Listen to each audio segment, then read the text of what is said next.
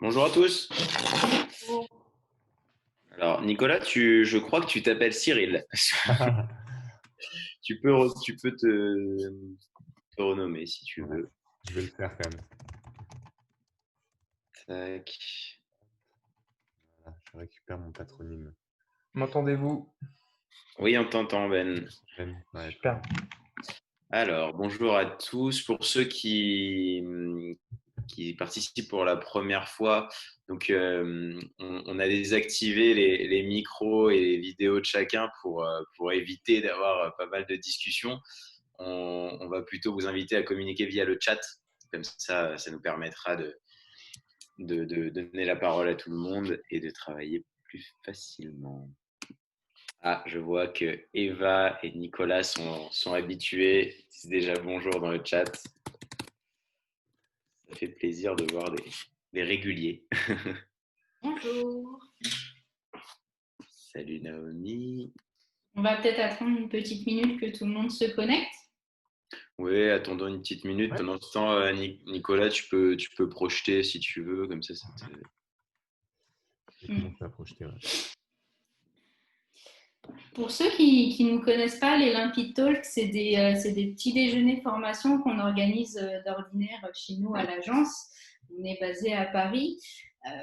Suite à la crise sanitaire, on a dû faire évoluer un peu ce format en format webinaire, ce qui nous permet aujourd'hui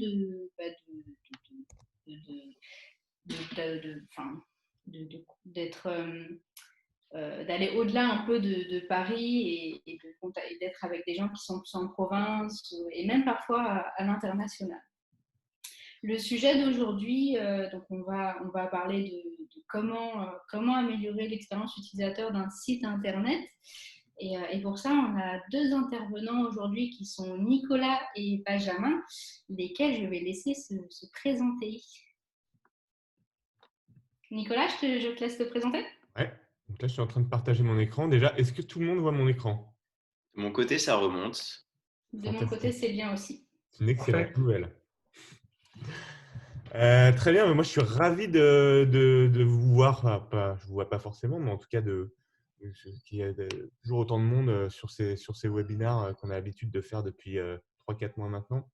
Donc c'est un vrai plaisir de vous retrouver. Donc moi je suis Nicolas, je suis cofondateur de l'agence, créatif de formation, plutôt orienté marque au départ, et puis quelques années déjà, basculé vers le digital et plus précisément vers tout ce qui est expérience utilisateur. Et donc aujourd'hui, j'interviens en fait en tant que consultant, conférencier, et puis j'accompagne des entreprises dans leur stratégie digitale autour de l'expérience utilisateur, la valorisation de cette expérience utilisateur. Puis j'ai la chance de travailler avec des UX designers, des créatifs, des data analystes, des gens qui travaillent sur le contenu. Et j'ai la chance aujourd'hui d'être accompagné par Benjamin Lambert qui fait partie de ces gens-là. Donc en effet, enchanté, je suis également ravi d'être avec vous. Donc moi, c'est Benjamin et je suis traffic manager au sein de l'agence Limpide. Je travaille sur des sujets variés qui touchent au trafic, aux différents canaux, web marketing. Voilà, j'ai une appétence pour la data et également à tout ce qui va toucher au contenu. Et je travaille surtout sur l'optimisation SEO de ces différents contenus. Et donc aujourd'hui, je suis là pour vous expliquer avec Nicolas comment la création de contenu, comment l'amélioration d'un contenu peut contribuer à l'amélioration d'une expérience utilisateur dans sa globalité. Top. Cyril, je te laisse peut-être te présenter aussi. Ouais, avec plaisir, merci. Avant de me présenter, je veux bien que vous nous disiez dans le chat si vous nous entendez bien, parce que je vois que deux personnes nous disent que le son ne remonte pas. Donc, Ah, oui, oui. Bon, bah, non, bah, a priori, oula, tout le monde répond. C'est bien cette réactivité. Ok, bon, bah, je suis désolé pour les deux personnes qui nous entendent pas. Je sais pas trop d'où ça peut venir, du coup, puisque les autres nous entendent. Peut-être de vos ordis, peut-être des écouteurs branchés. En attendant de réparer ce problème-là, moi, je suis Cyril. Je suis en charge du BizDev chez Limpide avec plusieurs aspects, les contenus. Donc, on travaille ensemble avec Naomi sur ce sujet-là. Les talks, ce matin, en font partie, les webinars, des interviews, le blog. Enfin, voilà, on crée pas mal de contenu chez Limpide pour alimenter notre développement commercial et notamment alimenter et générer du bouche à oreille.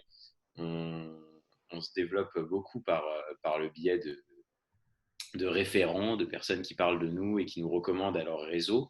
Donc n'hésitez pas, si vous pensez que nos talks et nos contenus intéresseraient des gens que vous connaissez, nous c'est avec plaisir, on aime beaucoup partager et donc n'hésitez pas à les inviter à nos talks. C'est des événements et des webinars qui sont faits pour ça. Et donc moi, Naomi, donc je travaille avec Cyril sur la partie développement commercial et également sur tout ce qui est animation de la communauté à travers le groupe Meetup, le groupe LinkedIn, les événements comme les talks et l'interview objective qui est un format qu'on a développé récemment et qui a pour but d'interviewer des personnes qui travaillent dans le digital. Limpide, pour présenter rapidement pour ceux qui ne nous connaissent pas forcément, donc on accompagne nos clients sur des problématiques digitales et plus particulièrement sur des problématiques liées à l'expérience utilisateur. On travaille principalement sur deux types de projets, des sites web et des applicatifs métiers, donc tout ce qui va être outils achat, outils RH, etc. On a créé l'agence donc en 2011. Aujourd'hui, on fait un chiffre d'affaires de 2 millions. Ce chiffre d'affaires, il est réalisé par une petite trentaine de personnes chez nous à l'agence, divisé en plusieurs pôles, le pôle UX, le pôle gestion de projet, le pôle tech, commercial, etc. Donc on est basé sur Paris, mais on travaille également un peu avec l'international puisqu'on mène beaucoup de projets avec des groupes internationaux. Et comme Cyril l'a dit, donc on partage régulièrement notre expertise, nos retours d'expérience à travers des talks et des webinaires. Nicolas, est-ce que tu peux passer la slide suivante, s'il te plaît ? Merci.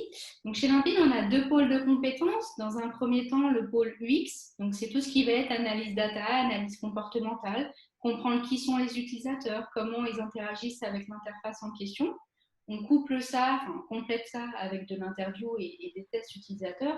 Et c'est ce qui va nous permettre finalement de créer une toute nouvelle expérience ou d'optimiser une expérience déjà existante. Dans un second temps, on a le pôle brand expérience où là, on touche plus au métier de la communication.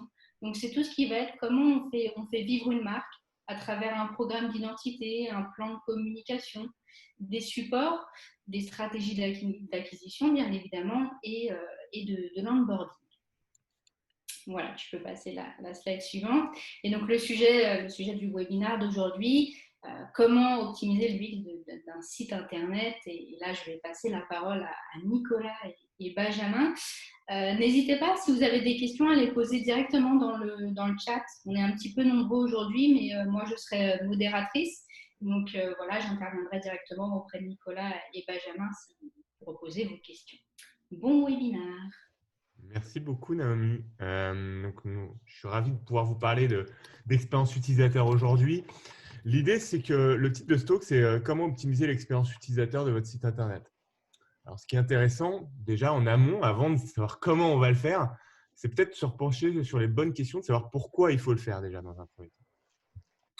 Donc, pour celles et ceux qui nous connaissent, il y a une petite vidéo qu'on aime monter régulièrement, mais qui revient un peu comme un leitmotiv parce qu'elle est importante. En fait, c'est cette vidéo-là, et puis en plus, elle est marrante, donc on aime bien la montrer. En fait, on voit tous ces enfants-là qui s'amusent bien et on voit ce magnifique toboggan, en fait, et ils utilisent tous, en fait, sauf ce fameux toboggan. Et lui, il est fantastique en bas à droite, là, hop. Voilà, Donc, cette vidéo, au-delà du fait qu'elle soit drôle, elle est assez révélatrice, finalement. C'est une belle métaphore d'expérience utilisateur.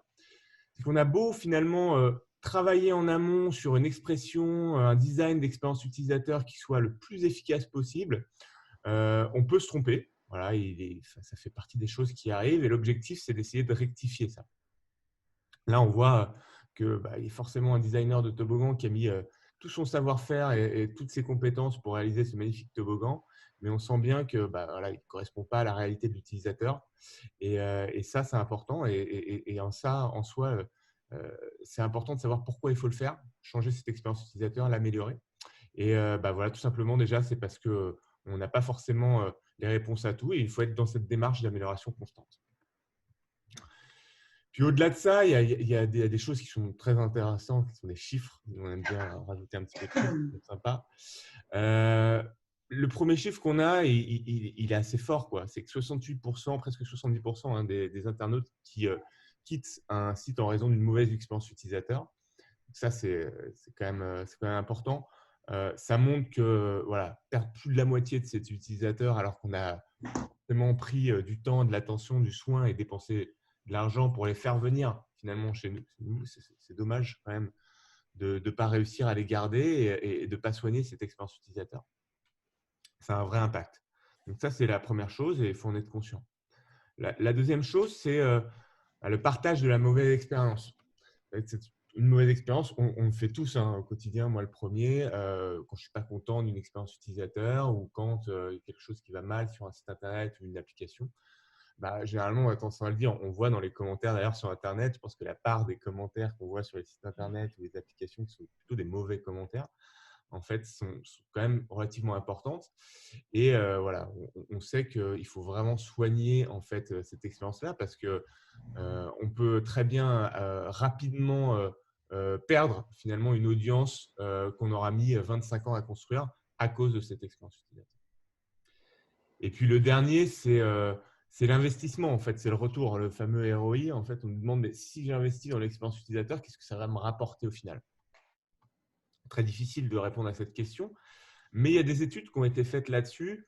Et ces études-là, elles ont démontré une vraie corrélation entre expérience utilisateur et ROI. Et puis même, j'irais même plus loin, c'est entre innovation digitale d'un point de vue global et ROI. C'est-à-dire que plus on investit finalement dans l'expérience utilisateur et ou l'innovation, plus derrière, en fait, il y a une corrélation de valeur entre ce qu'on investit et ce qu'on a en retour et comment on valorise sa boîte et comment les utilisateurs vous le rendent. Donc voilà, c'est des chiffres qui sont assez empiriques, mais pour 1 euro investi dans l'UX, on a le retour sur investissement environ 100 euros.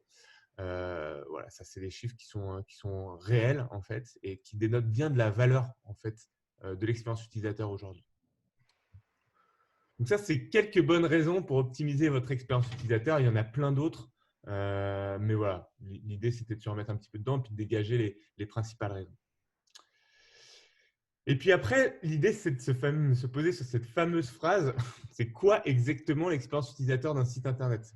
Ouais, parce que l'expérience utilisateur, alors l'UX aujourd'hui, c'est devenu un buzzword. On est presque, ça fait longtemps d'ailleurs, ça commence à faire quelques années, c'est devenu un buzzword. On parle d'UX souvent un peu à tort et à travers. On parle d'UX, au départ, l'UX, c'était plutôt l'ergonomie des interfaces, et puis on se rend compte en fait avec le temps que l'UX, ça va bien au-delà de ça.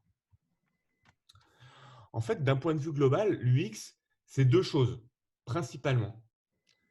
La première chose, c'est l'utilisabilité, en fait. C'est le côté fonctionnel. Donc, c'est la capacité à être utile pour un utilisateur et puis à être accessible. En fait, comment j'accède à du contenu rapidement. Donc, c'est le côté très fonctionnel. Et la deuxième part en fait, de l'UX, la deuxième composante, c'est la perception, en fait. Ça, on est plus dans un côté émotionnel.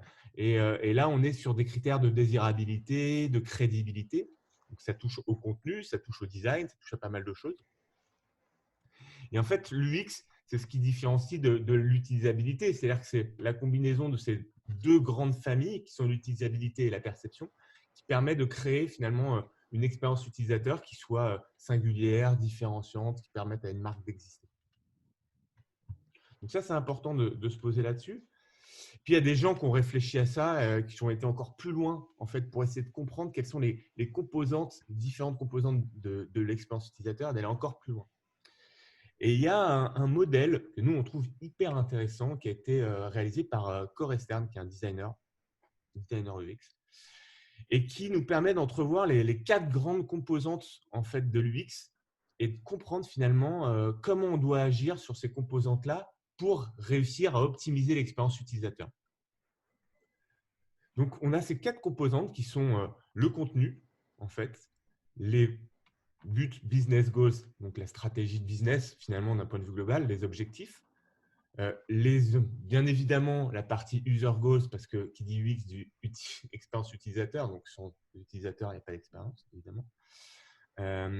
Et puis en plus, évidemment, l'interaction derrière, parce que c'est celle qui permet de concentrer finalement la partie immergée de l'iceberg, hein, la partie interaction. Et du coup, là, je vais laisser un petit peu la parole à Benjamin qui vous permettre de rentrer en détail sur chacune des briques, vous expliquer finalement les composants de cette brique. Ce qui est intéressant, c'est de rentrer finalement dans toutes ces composantes pour voir quels vont être les leviers sur lesquels on doit agir pour améliorer l'expérience utilisateur. Exactement, merci Nicolas. Alors, ce qui est toujours un peu compliqué quand on essaie d'améliorer une expérience utilisateur, d'abord, c'est qu'on va faire face à ce concept de contenu. Le contenu, c'est un concept en tant que tel très abstrait. Ça peut correspondre à une page, ça peut aussi correspondre à un texte, ça peut correspondre à une image.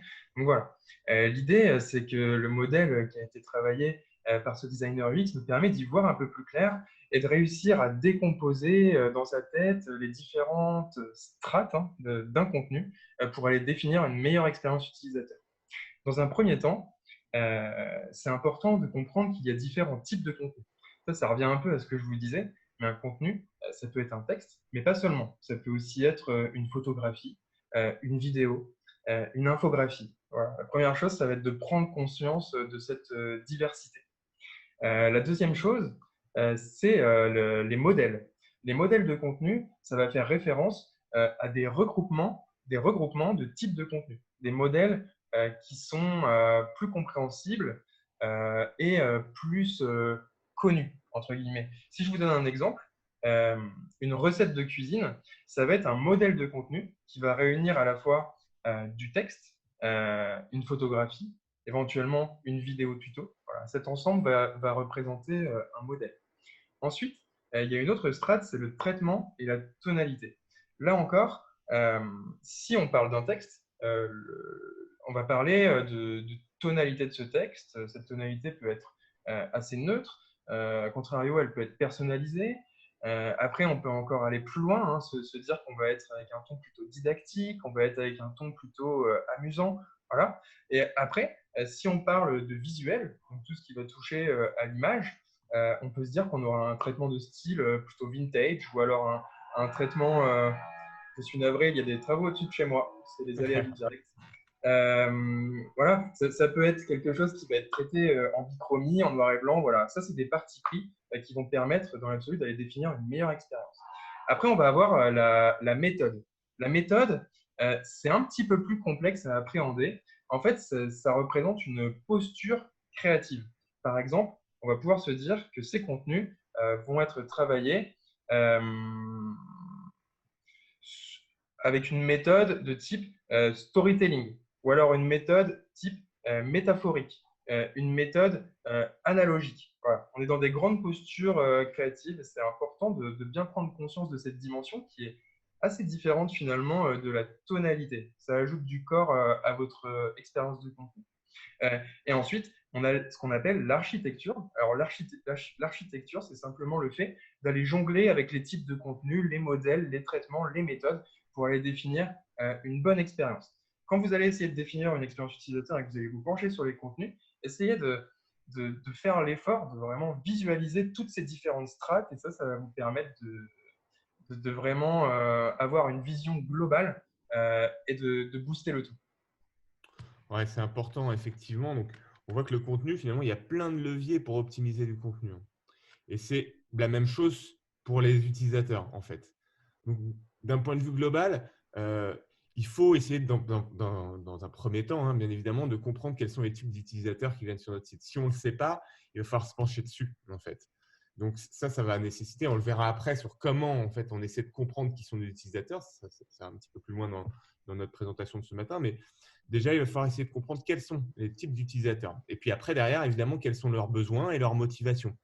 Qu'est-ce qu'ils viennent chercher sur le site, qu'est-ce qui les engage aujourd'hui. Ça nous permet de définir des comportements d'un point de vue global. En fait, les utilisateurs, leurs besoins, c'est ça, leur motivation, c'est ça. Et puis finalement, voilà comment ils doivent se comporter sur le site Internet pour finalement accéder à leurs besoins. Et puis derrière, tout ça, ça se mesure. En fait, les utilisateurs, ils ont un parcours, ils passent par un endroit, ils ressortent par l'autre, etc. Et tout ça, c'est toute une chaîne sur un site internet qui nous permet de récolter de la donnée et d'optimiser des choses. Donc finalement, il y a une partie qualitative là-dedans, dans la compréhension des besoins, des motivations, des comportements. Et puis après, derrière, ça se mesure.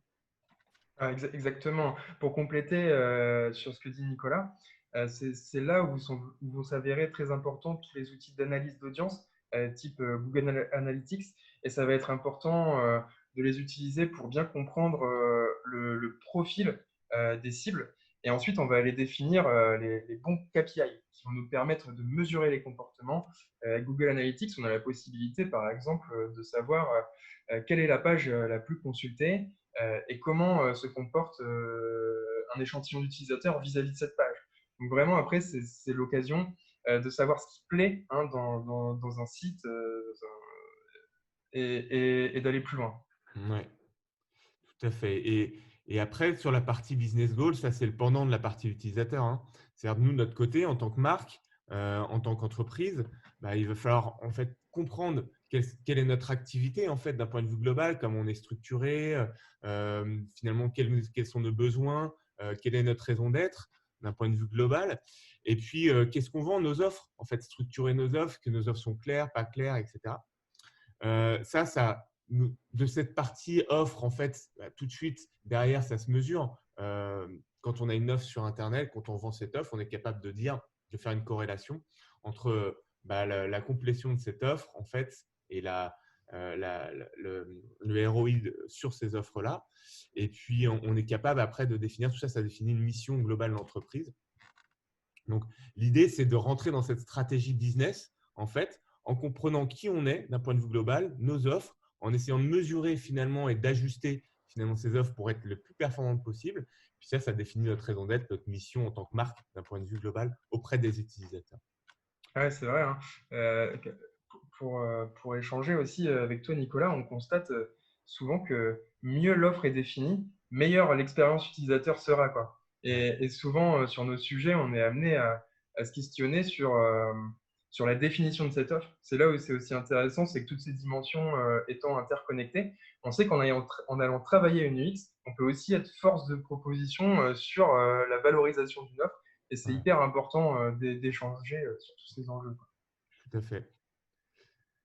Et la dernière brique, en fait, la dernière composante, c'est plutôt la partie interaction. C'est finalement ce qui va permettre de définir un rapport entre l'homme et la marque via le digital, en fait. Et puis, d'un point de vue global, cette interaction, elle se comporte d'éléments de marque qu'on va appeler des composants, des patterns, en fait, qui vont s'assembler en système. Et un système, en fait, de composants de marque peut se retrouver sur différents devices. Différents devices, ça va être une application, un site internet, un objet connecté, par exemple.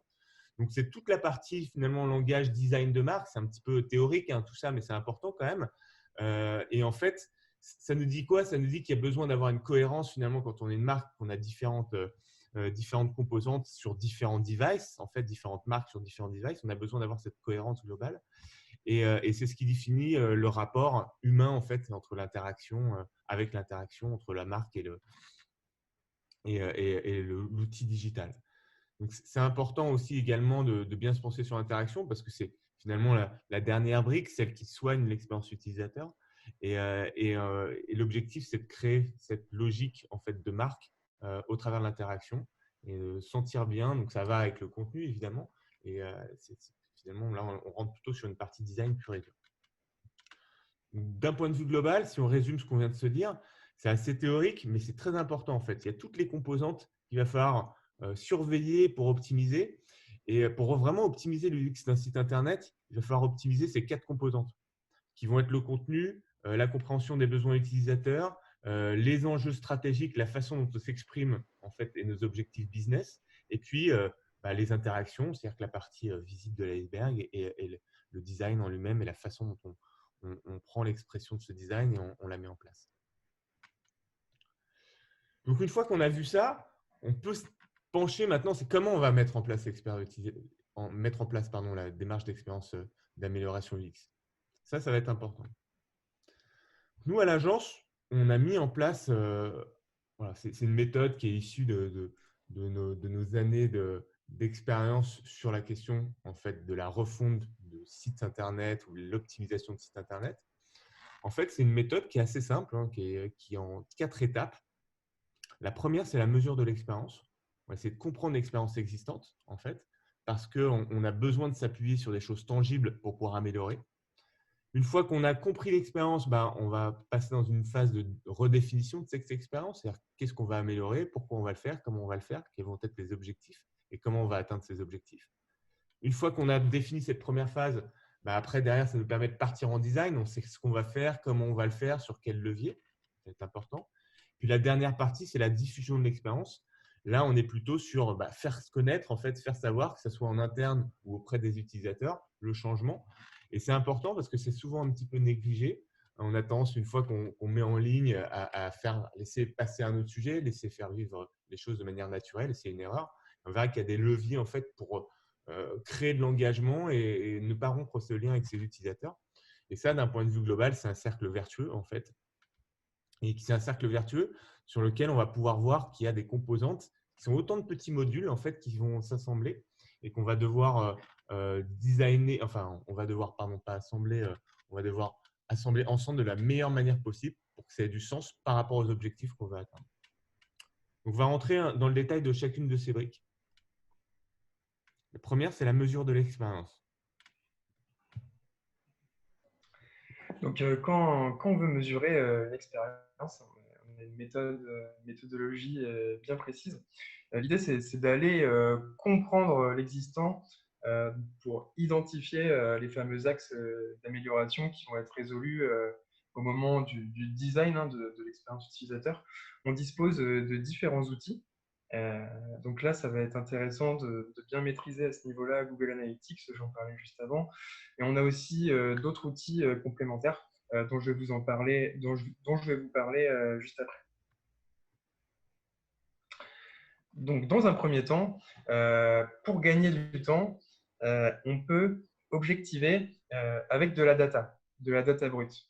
L'idée, c'est que quand on utilise une solution d'analyse d'audience, on va vite et on peut déceler très vite des carences. Je vous donne un exemple. Admettons que sur votre site, vous avez un formulaire en 3 étapes pour faire du lead.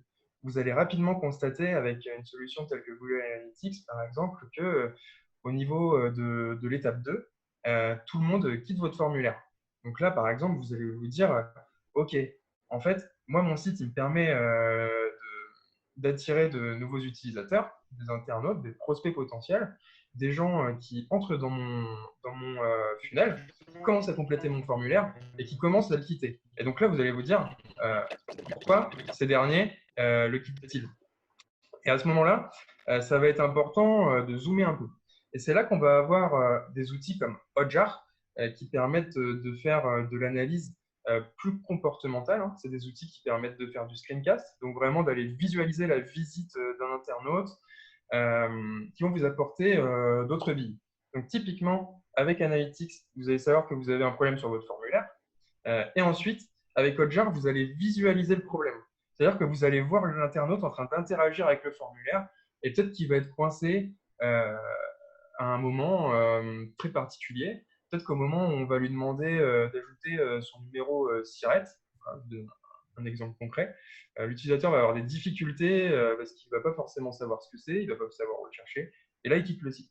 Et à ce moment-là, on se dit, OK, sur cette base, comment on peut aider notre utilisateur à mieux trouver son numéro SIRET. Vous voyez, pour rester dans cet exemple très concret.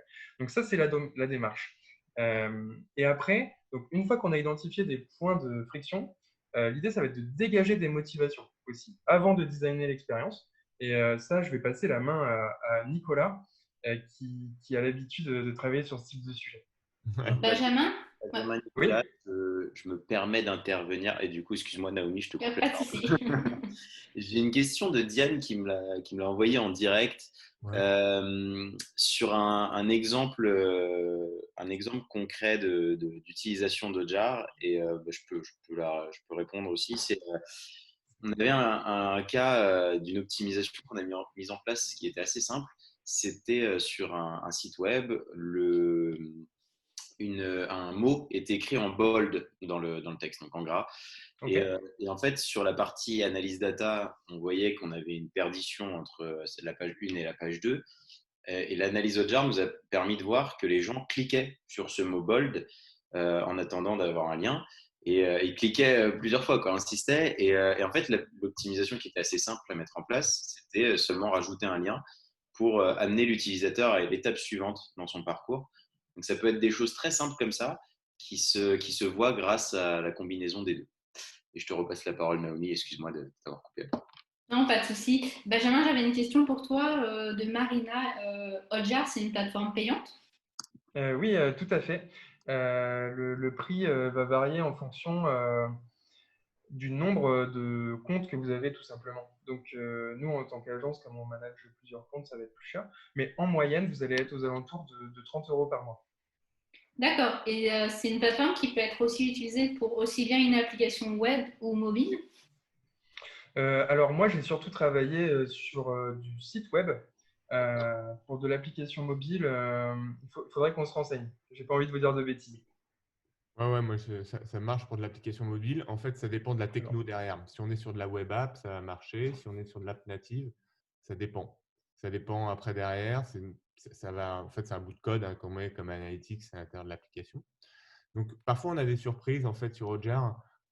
Typiquement, voilà, il arrive que en fonction de la techno et si on a beaucoup d'animations sur ce site web, en fait, Hotjar a quelques difficultés finalement à analyser bien les comportements des utilisateurs du fait finalement qu'on scrolle et qu'il y a de l'animation qui se déclenche au fur et à mesure. Mais ça marche quand même très bien dans la majorité des cas. Donc nous, ce qu'on vous recommande, et c'est gratuit en fait en période d'essai, ce qu'on recommande en fait à nos clients et à nos partenaires, c'est de tester dans un premier temps, de voir, d'essayer de l'installer puisque c'est très facile. Et puis ça permet de voir deux choses en fait. Déjà, la première chose, c'est tout ce qui est heatmaps, donc c'est les parcours, c'est une espèce de carte météo un peu de votre site internet, permettre de voir où les gens cliquent, comment ils se déplacent, jusqu'où ils scrollent. Ça, c'est très facile, très simple à mettre en place. On paramètre des pages qu'on doit surveiller. C'est ce que disait Ben juste avant.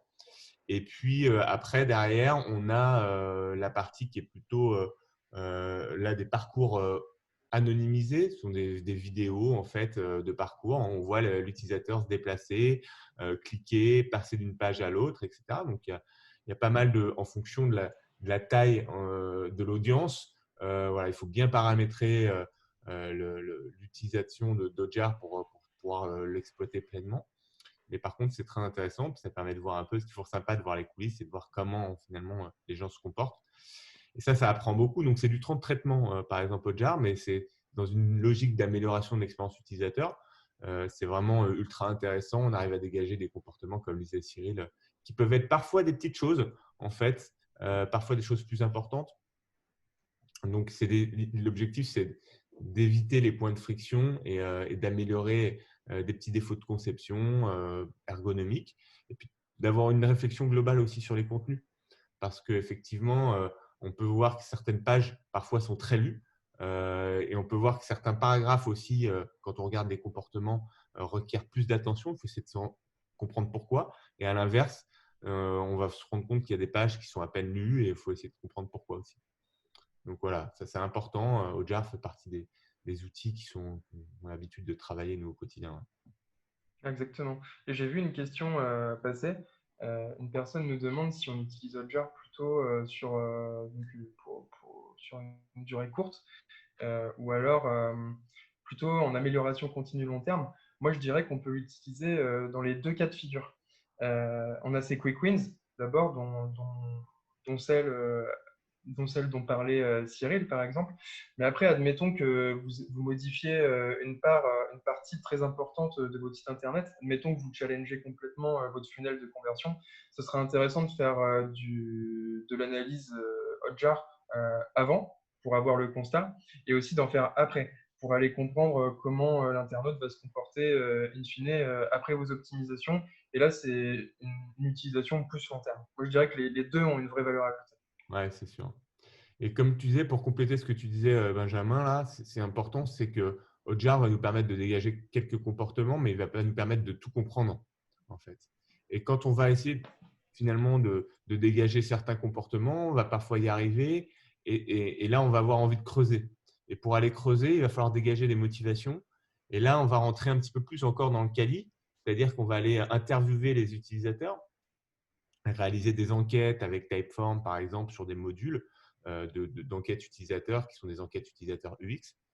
Si vous connaissez un petit peu les enquêtes utilisateurs du UX, vous savez que c'est très intéressant. Et si vous ne les connaissez pas, on a écrit un article sur le blog que vous pouvez aller voir, qui est assez bien construit et qui vous permettra de voir qu'il y a plusieurs façons en fait, de gérer ces enquêtes d'expérience utilisateur.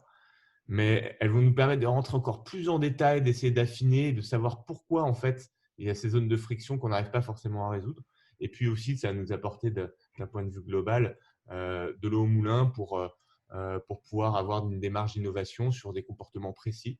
Donc, on peut même aller observer, alors sur les sites internet un petit peu moins, mais plutôt sur de l'applicatif, observer sur place les utilisateurs. Ça, c'est un petit peu la Rolls-Royce de la recherche UX, c'est-à-dire comprendre finalement les utilisateurs dans leur quotidien. Et ça passe par de l'observation. Ça, c'est très intéressant. Donc, une fois qu'on a fait cette première brique d'audit finalement en amont, de mesure de l'expérience, on est paré pour la redéfinition. Donc là, l'idée, c'est plutôt la brique qu'on a vue tout à l'heure, business goals. C'est d'explorer et définir la vision stratégique de la marque d'un point de vue global. Donc là, dans un premier temps, on va avoir des leviers qui vont nous permettre de le faire. Déjà, il va falloir s'ouvrir un petit peu et identifier les tendances. Donc, on va regarder un petit peu ce que font les autres dans un premier temps, c'est bien logique. Donc, et puis, on va aussi s'inspirer de bonnes pratiques. On va aller comprendre ce que sont les bons contenus et les bonnes arborescences en allant benchmarker des sites qui ne sont pas forcément les sites de nos concurrents d'ailleurs, qui vont être des choses qui vont nous apporter finalement qui vont nous nourrir un petit peu en termes de réflexion, parcours ergonomique ou design ou autre typologie de contenu. Puis, il y a aussi des choses sympas qu'on peut faire sur des tests utilisateurs concurrentiels. Toujours sympa de voir finalement comment est perçu votre site internet par les utilisateurs versus celui de vos concurrents et d'essayer de comparer ce qui est comparable, que ce soit en termes de messages, d'offres. C'est un peu les briques qu'on a vues tout à l'heure. Messages, offres, design, interaction, etc. Donc, l'objectif, c'est de s'appuyer finalement sur les composantes qu'on a vues et puis d'aller tester ces composantes et de les mettre en regard de celles de vos concurrents. Donc, une fois qu'on a fait ça, on s'est nourri un petit peu en amont. L'objectif, c'est au travers de workshops, d'aligner les objectifs. Donc, dans ces workshops, on va pouvoir parler de pas mal de choses. On va toujours retrouver ces 4 composantes qui sont les business goals, user goals, le contenu. On va parler contenu, on va parler interaction, design, etc. Donc, on va aborder des notions de marketing, de ressources, de référencement, tout ce qui va permettre d'optimiser l'expérience utilisateur. Et ça va être un moment clé parce que ça nous permet après de prioriser et de planifier en fait, ce qui va être important ou pas. Et pour prioriser et planifier, nous, on utilise des outils comme Monday. Alors, certaines peut-être connaissent déjà Monday. C'est un outil de gestion de projet qui est super bien fait, assez simple, facile à mettre en place et qui nous permet de rapidement prioriser des choses et de le pondérer en fonction de la difficulté technique, les objectifs stratégiques de la marque, les objectifs de l'utilisateur. Ça, c'est sympa à faire et c'est nécessaire en fait parce que ça nous permet aussi de pouvoir, dans un outil comme ça collaboratif en ligne, prioriser mais aussi déprioriser au fur et à mesure de l'avancée du projet parce qu'on a des super idées qui peuvent arriver en plein milieu d'un projet et il faut être capable aussi de les prendre en considération parce qu'elles ont du sens à un instant T. Ça peut être en fonction de la saisonnalité ou autre, mais c'est important de pouvoir déprioriser des choses. Donc, une fois qu'on a fait cette première phase de mesure d'expérience, de définition de l'expérience, on a cette roadmap et on sait vers où on va et on sait ce qu'on a priorisé, ce qu'on doit faire en premier. Et ça, cette méthode-là, elle est très importante parce qu'elle nous permet après de définir en fait ce qu'on va faire lors du design de l'expérience. Donc, en design d'expérience, après, là, on est dans la prod. L'objectif, c'est de produire des améliorations et de les déployer rapidement. Quand on est dans l'optimisation, on n'est pas forcément dans une refonte, on doit déployer des choses rapidement. C'est quand même une réalité. Souvent, on vient nous voir en nous disant, encore cette semaine, Cyril, on a eu l'occasion d'avoir un échange très intéressant avec une société en fait, qui a pour but de faire des quick wins. C'est les fameux quick wins. Peut-être vous êtes toutes et tous familiers avec cette notion, mais c'est comment on arrive à faire des optimisations rapides en fait. Et donc, c'est ça, hein, on est dans une logique d'accélération continuelle, perpétuelle. Donc, il y a des choses qui vont prendre beaucoup de temps à faire, qu'on a potentiellement identifié un peu en amont, qui vont être ambitieuses. Puis, il y a des petites choses qu'on peut faire rapidement. Effectivement, Nicolas et les personnes qui sont présentes aujourd'hui, on le voit souvent, nous, de cette demande de faire des quick wins et d'agir vite. Après, ce qui est important, c'est de ne pas oublier l'étape 1 de aller vite, c'est bien, mais il faut que ce soit pertinent aussi. Il faut partir d'une base qui soit intéressante. Et on le voit de plus en plus dans le chat. N'hésitez pas à nous le dire si vous travaillez en amélioration continue avec des quick wins ou plutôt partir sur de la refonte avant de mettre en place l'amélioration continue. Mais c'est vrai que c'est une tendance en ce moment, on le voit de plus en plus. Et encore hier ou avant-hier.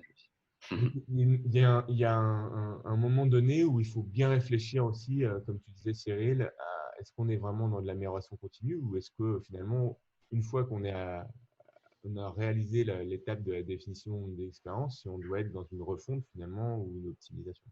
Ça, c'est en fonction des projets, des réflexions qui sont amenées et qui permettent de déployer sur des projets plus ou moins ambitieux après derrière. Mais l'objectif, c'est souvent d'aller vite quand même. Donc, on va faire des sprints, en fait, si on est dans une logique d'amélioration continue, d'optimisation de l'existant. Et on parle souvent de sprint UX, UI, en fait, dev, de sprint d'un point de vue global. Nous, on rajoute quand même la partie contenu.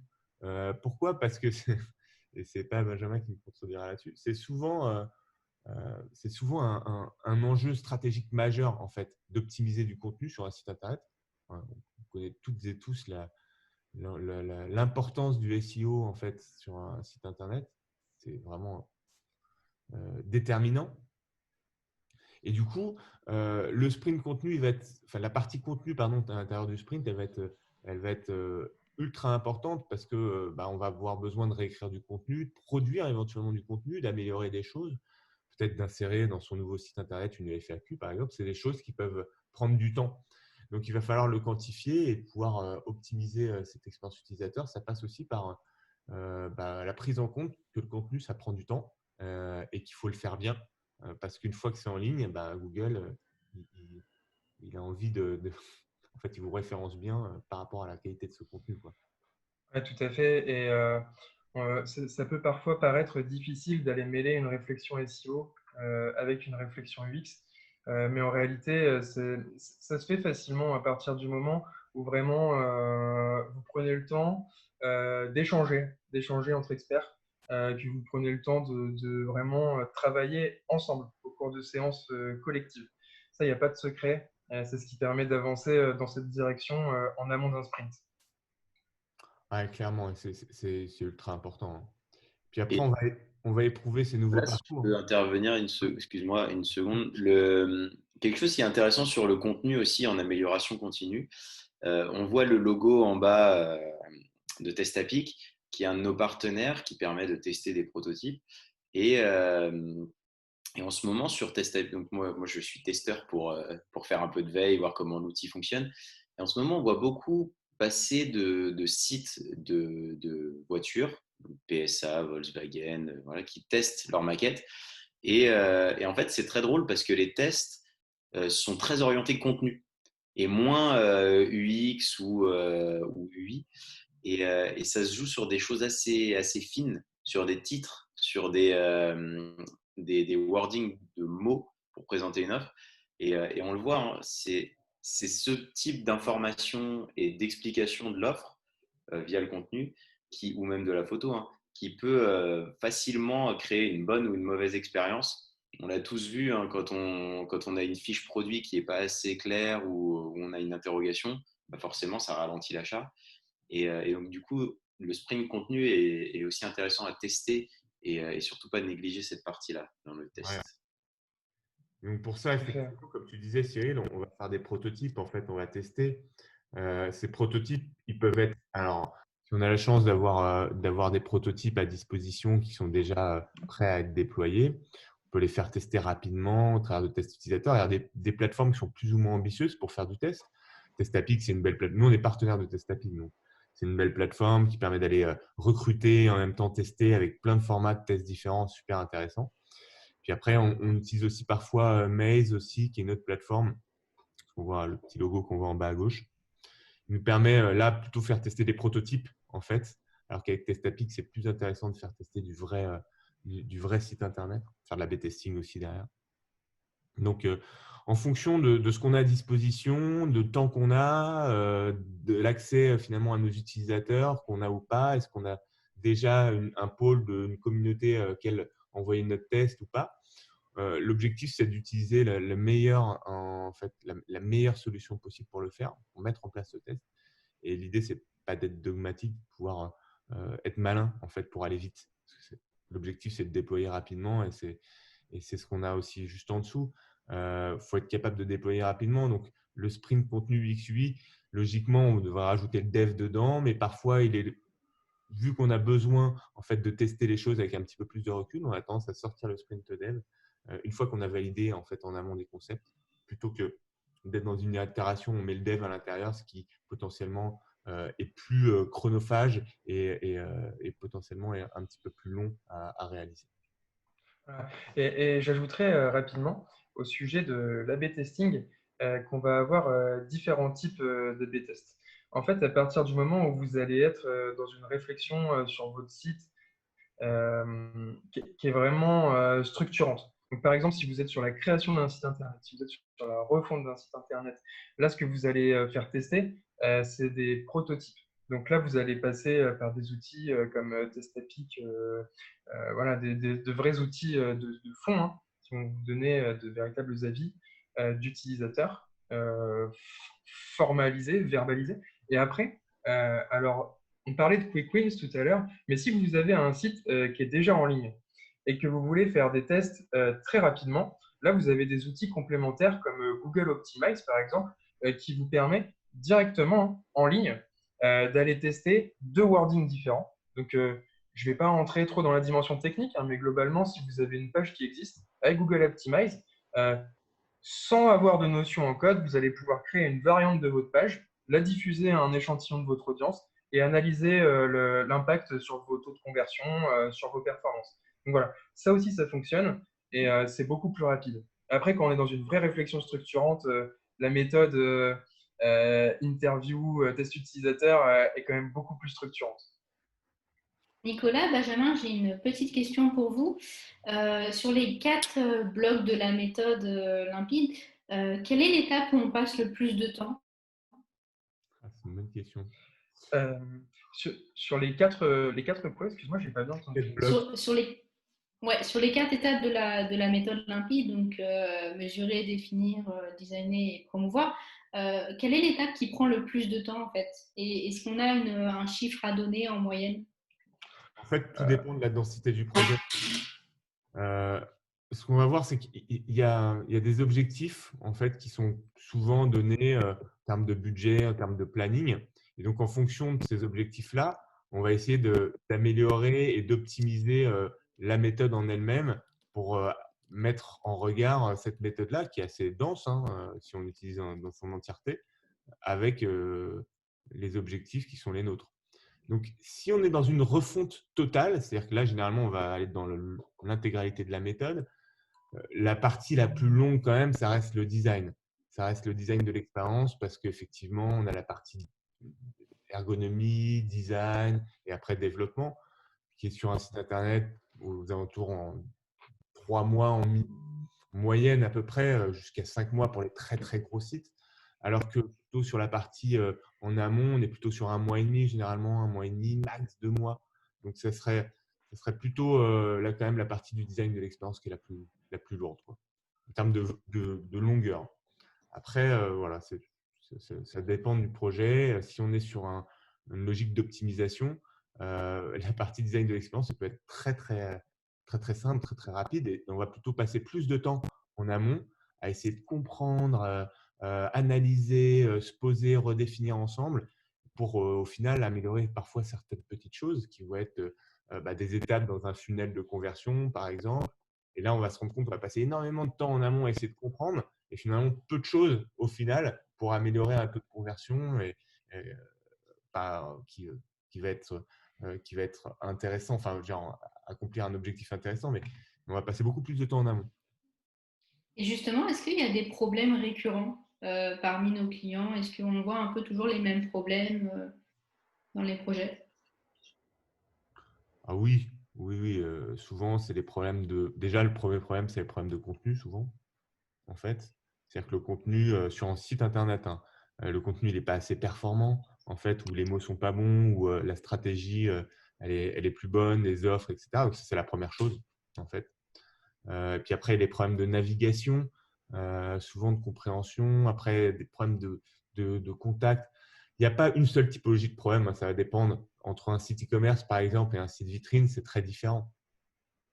Sur un site vitrine, on va être plutôt sur le contenu, plutôt sur le ressenti, le positionnement, des notions d'expérience utilisateur, mais d'un point de vue ergonomique, des notions de marque. Et puis sur un e-commerce, on va être dans la performance, les tunnels. On va regarder dans les tunnels les différentes étapes, comment elles sont faites et finalement comment on fluidifie ces différentes étapes. Donc, en fonction de nos objectifs, on va trouver des choses différentes. Super, merci. On va accélérer parce que le temps tourne. Hop, on arrive presque à la fin. Très rapidement sur la diffusion de l'expérience, c'est la dernière brique. Embarquer les équipes et valoriser les optimisations auprès des utilisateurs, c'est important. Vous venez de faire un travail d'optimisation ou parfois même de refonte d'un site internet. Il faut faire en fait en sorte de valoriser ce travail-là. Et du coup, on va le faire à deux niveaux. Le premier niveau, c'est embarquer les équipes en interne. Si on a la chance, en tout cas l'opportunité de travailler dans une entreprise de taille intermédiaire ou de grande taille, il va falloir expliquer aux gens ce qu'on a mis en place, pourquoi on l'a mis en place, à quoi ça sert et finalement pourquoi c'est important pour l'entreprise. Donc pour ça, on a plein de leviers qui vont être des réunions ou des emailing. En gros, c'est des dispositifs in et offline. Et du coup, on va pouvoir travailler sur de l'emailing, des newsletters, des affiches, des flyers, et puis faire en sorte de récupérer du feedback parce que c'est important. Donc, on peut mettre en place des plateformes pour pouvoir récupérer avoir des retours et pouvoir les traiter après, les mesurer, les traiter. Ça va être important. Et puis après, bien évidemment, auprès des utilisateurs. Donc là, faire savoir aussi ces changements au travers d'une newsletter, une petite actu dans le site ou sur l'intranet. Là, on est plutôt sur la partie équipe. Des emailing auprès des utilisateurs récurrents en fidélisation, toute une stratégie finalement à mettre en place. Puis ça peut être aussi de l'AdWords et des campagnes sur les réseaux sociaux. Voilà. L'objectif, c'est de communiquer, hein, que ce soit en interne et en externe. Et trop souvent, on oublie de le faire quand on fait de l'optimisation. C'est ça. Et très rapidement, ce qui est important, c'est de bien considérer ces prises de parole comme des portes d'entrée vers l'expérience utilisateur que vous proposez. Il ne faut jamais oublier que, par exemple, une annonce Google Ads va être constituée de composantes similaires à celles qu'on a vues tout au départ quand on parlait de contenu. On peut avoir du texte, on peut avoir de l'image, on peut avoir une tonalité spécifique, on peut avoir une méthode spécifique, et tout ça, c'est le reflet finalement de l'expérience utilisateur que vous proposez et un moyen d'attirer du monde en donnant directement le ton. Très bien. Et du coup, ce qu'il faut retenir de tout ça, c'est que c'est un cercle vertueux, hein, et on parle d'amélioration UX, mais d'un point de vue global, nous, on parle surtout d'amélioration continue, en fait, parce que, comme le disait Ben tout à l'heure, l'objectif, c'est de le faire de manière régulière. On peut le faire par petites touches, de manière sporadique, mais plus on est dans une logique d'amélioration continue et d'optimisation régulière de l'UX, en fait, moins on a besoin d'avoir un effort global de refonte à un moment donné, parce qu'on a cette capacité à mesurer les choses pour les redéfinir, pour les redéfinir et les rediffuser, et de remesurer en fait, et ainsi de suite, ainsi de suite, ainsi de suite. Et plus on fait ça de manière régulière, tous les 3 mois, 6 mois, 1 mois, en fonction de la taille de son projet et puis de l'importance de cette présence digitale, plus on est en face d'être performant et d'avoir une amélioration UX de qualité et une expérience au final utilisateur de qualité. Et c'est intéressant aussi de se dire que, enfin, on l'a vu, les objectifs de l'entreprise, c'est connecté avec l'expérience utilisateur. Et comme les objectifs d'une entreprise sont perpétuellement amenés à évoluer, enfin, fondamentalement sur le long terme, ça va bouger. C'est pour ça aussi qu'une expérience utilisateur, dans l'absolu, ça évoluera toujours en continu. Je trouve ça assez intéressant. Ouais. Et puis, on a vu beaucoup de choses ce matin. On a vu de la théorie sur les différentes composantes. Je leur donne, c'est le contenu, les besoins utilisateurs, les stratégies business, les besoins business et après l'interaction. Ce sont les quatre grandes composantes. Puis après, on a vu comment on peut y répondre. Et au travers de cette mesure en fait, de l'expérience, la redéfinition, le design et la diffusion. Donc, il y a beaucoup de choses là-dedans. Il y a plein de leviers. On voit autant de modules qu'en fait, qu'on peut assembler en fonction de son timing, son budget, etc. L'idée, c'est d'être suffisamment, de ne pas être dogmatique, en fait, d'être suffisamment malin pour assembler ces briques en fonction de ses objectifs. Et du coup, nous, on ne déploie jamais toutes ces méthodes dans son entièreté, en fait, quand on travaille avec des optimisations assez légères.